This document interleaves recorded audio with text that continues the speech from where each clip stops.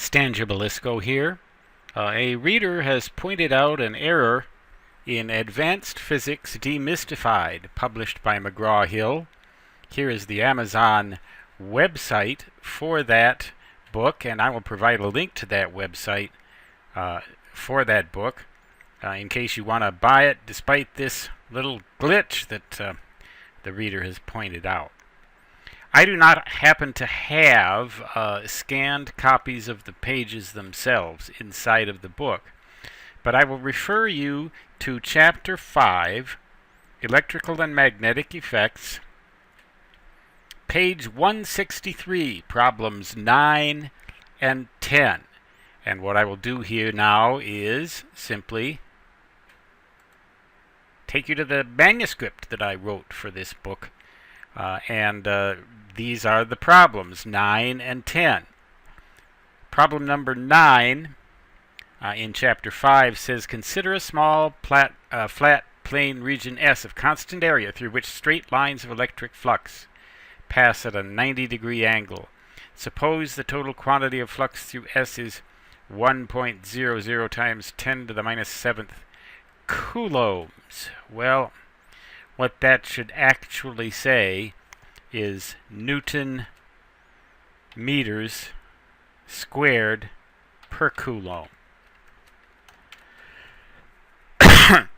As defined on page 138 earlier in the book, the amount of electric flux passing through a given plane region is defined in Newton meters squared per coulomb.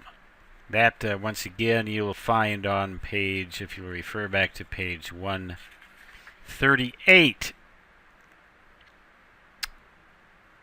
So, I'm finding it here. Newton meters squared per coulomb. So that's what this should actually say right here. And if you want to get really technical about it, you would insert a symbol like this right here, Newton meters squared per coulomb. So I will simply copy that and go on further. If S is turned so the flux lines pass through at angles of less than 90 degrees, the flux through S decreases.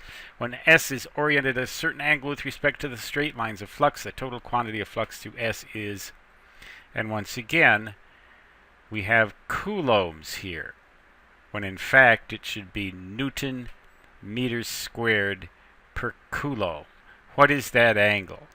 I apparently just got a little careless here and wrote that maybe in a little bit too much haste, but these kinds of errors occur, and this book has been out for quite some time, and this reader is the first person ever to notice the errors here. Now we go again into problem number 10. We have another instance of it. The total quantity of electric flux passing through U is 7.00 times 10 to the minus 6th Newton meters squared per coulomb. So what we have to change it right here.